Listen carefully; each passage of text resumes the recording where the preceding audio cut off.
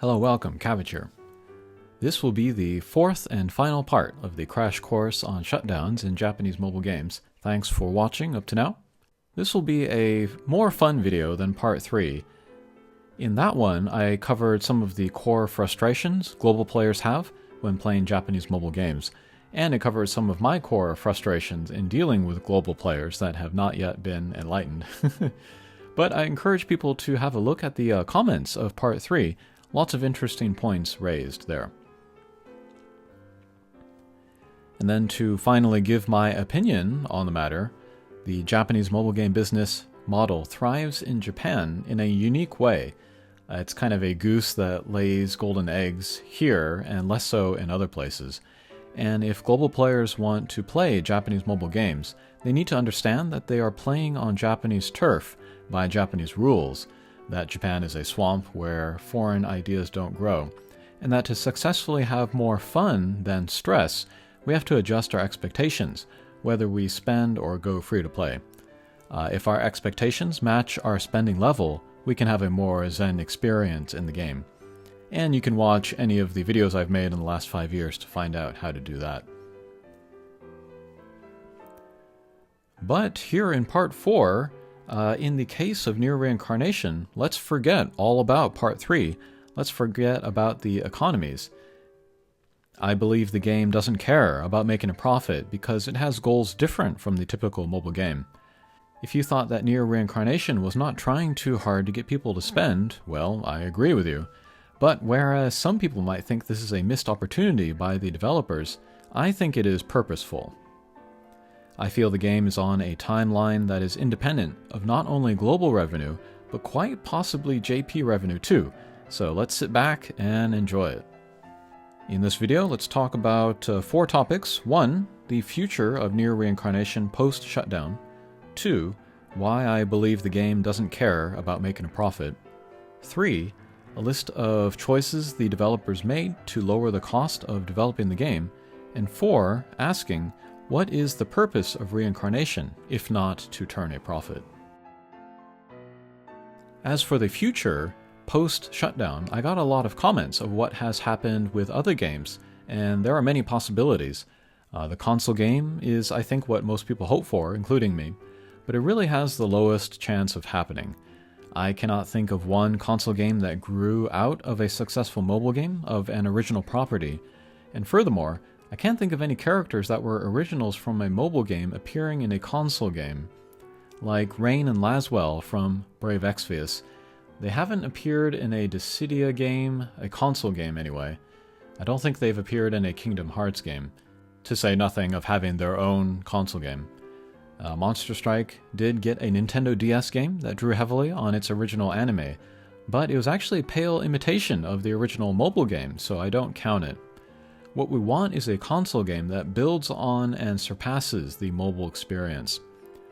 Of course, reincarnation is part of the Nier universe, and another Nier game in the future is easy to imagine, but how much reincarnation will have to do with it is hard to say. But actually, reincarnation has already appeared in a console game. Mama and Carrier were in the Switch version of Automata. That being said, they were in it very superficially, just as skins on the pods, and then the voices didn't change, unfortunately. I would have loved Carrier's snarky condensation throughout the playthrough. But it's something. It's showing willingness by the company to integrate the mobile game into the greater Nier universe. It's a promising sign. But like in Automata, we can play as 9S with 2B tagging along. Imagine if we could play a similar game as Demus with Leon tagging along, or as F66X with 063Y tagging along. That would be so cool. And imagine if they could only equip their proficient weapons. That would kind of make every playthrough feel different, in addition to different storylines if they went that far. I don't want to daydream too much, however, because the chances of this happening are low, and I would just be building up my expectations to be let down. But besides a console game, there is a bunch of precedent for different directions reincarnation could go post-shutdown. Thanks for the folks in the comments for letting me know all this, but stuff like manga to finish the story, websites with story and artwork, physical books with story and artwork, a YouTube anime series, or mobile apps that are not updated but allow access to, like the encyclopedia and possibly the cage and the 3D viewer. This last one, a non-updated or offline app, I think has a pretty decent chance of happening. If the game is aiming to do what I think it is, which I'll talk about at the end of the video, the developers would want this world and these stories to continue to be available. So, I said that I feel Near Reincarnation is not trying to make a profit, and I think there's a lot of evidence for this. I'll give examples outside of the game and inside of the game. For outside, the developers seem way too relaxed in live streams. I've watched a lot of mobile game live streams, and there's often a nervous atmosphere, like the developers are acting like their jobs are on the line. They laugh too loud at jokes, their body language is jerky, they do verbal and logical gymnastics to paint everything in a positive light. Those developers are trying too hard, so it creates a kind of distance of formality between developer and user. There's kind of a barrier in between. The Near Reincarnation live streams, however, feel like we're all just hanging out, and oh yeah, there's some game news too. Producer Saito especially is good at creating a casual atmosphere of openness. He is frank and self-deprecating. Some Japanese viewers have even half-jokingly called out his casualness and worry that he isn't putting in effort into the games he makes, but he defends himself and says, "I work hard behind the scenes." And we can all see it in the results. He makes great games. One of my favorite lines from him is when he appeared in a War of the Visions livestream when they were doing the Nier Automata collaboration.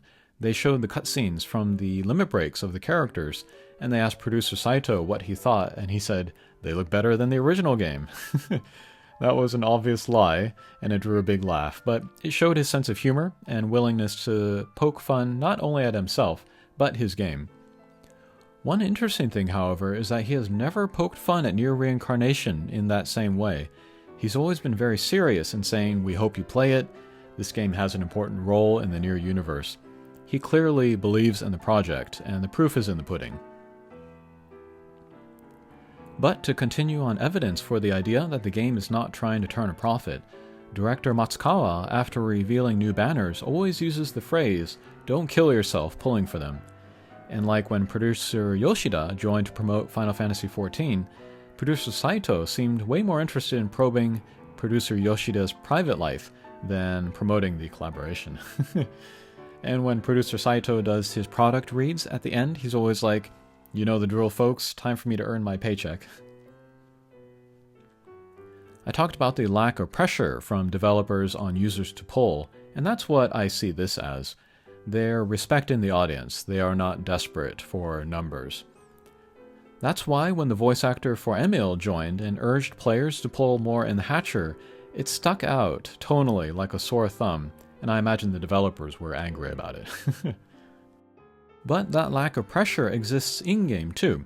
In mobile games, the limited fest units that appear only on special banners once a month or so are typically the strongest in the game and really drive sales. But you could pretty easily make the argument that the abyssal costumes in Near Reincarnation are the worst costumes and the least necessary. In a way, it's a gift to the users to make them so bad. And the game modes taken as a whole don't force people to spend. It's a very free-to-play, friendly game. A lot of PvE can be beaten with dark memory units. The dark memory weapons really boost your subjugation's scores, and the subjugation's reward weapons are the best for PvP arena. And that sequence of events all starts with the Lavender Cube, which is a resource that is rare but not hard to get. It's not tied to skill at all. You can get them from quests using a team with under 100k force. So those are examples outside and inside the game that lead me to think that they're not trying to make profit. Next, let's talk about how Reincarnation saves on costs and where it does spend money. So the biggest expenses of Near Reincarnation, number one is probably the cage. This is so big and expensive that they even got a outside company to handle it. But yeah, I think this was the thing that kind of makes the biggest impression on like people seeing the game for the first time. And I've also heard people ask like, is this a console game, looking at the trailer for Reincarnation. Another big expense is the voice actors. I always get comments insisting voice work is cheap. Maybe that's true in the West, but not in Japan. In Japan, popular voice actors are stars. I can't stress enough how different it is here. On an anime film, for example, the lead voice actor will make multiple times what an animator makes over the course of the entire project. And Near Reincarnation has some big name actors. The biggest ones I know of are like for Argo, Lars, Leon. Another big expense are collaborations, although there have not been any of those since about Halloween last year, so it's been a little while. They are expensive to do, and it's like more work on top of the regular amount of work that you have. Another big expense are the 3D cutscenes, so like trailers for the new story, or the conclusion of like Sun and the Moon. I've heard of like minute-long trailers for games costing a full million USD. They're not cheap to make. And I wonder if like them doing the cutscenes in black and white is a way to save money, rather than doing it in full color for Near Reincarnation. But like in War of the Visions, like the Esper summon animations, that's gotta be one of the biggest expenses of the game. Another big expense for Near Reincarnation would be the storybook parts. Make no mistake, these are cheaper to do than the 3D cutscenes, but you compare the storybook parts of Girl and the Monster versus the Sun and the Moon, and we can see where the money from the first 6 months of sales went. And then finally there are the character models, the weapon models, and then the 3D viewer, and I guess the map models. These are all super high quality considering that this is a mobile game, and the funny thing is that until the 3D viewer came out, we didn't really have a good idea of just how good everything was. I wonder why they were hiding it. And then if we look at all of these biggest expenses together, I think we notice a trend. These are all for the story or for the visuals, not for the gameplay. Not to say that the gameplay is shallow or bad. I'm actually impressed with how much depth and nuance they've gotten out of it, but the developers made a lot of decisions to keep costs down, including a simpler battle system. The focus of the game is the story, and the type of player they are trying to draw is the casual one, less interested in hardcore gameplay. Next, let's go over some ways that the game runs close to the ground and keeps costs low. For one thing, the development team is young, so that means lower salaries. And then in-game, there is a smaller than usual cast of characters, which reduces development time and work, and it's also fewer voice actors to pay. And then I'm pretty sure, maybe there's like a 3D modeler out there that can leave a comment, but I feel like the 3D models in this game, there is a base model, maybe where like, no clothes, no hair. I think we've all accidentally zoomed in on a character during battle and like their hair disappears. But with base models, you could take, the abstract costume, remove it, and then build the Lacrima costume off of the base model underneath, and then you wouldn't have to build the face and the hands and all of that over again. Reuse voices and animations, and that would be a way to save money. Another way the game runs close to the ground is a very basic PvP mode with no guilds.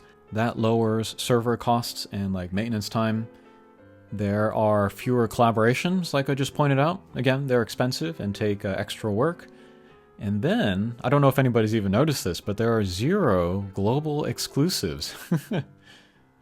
This is pretty typical in mobile games, but that could be a reason why they wanted to catch up global to JP to remove any desire for global exclusives.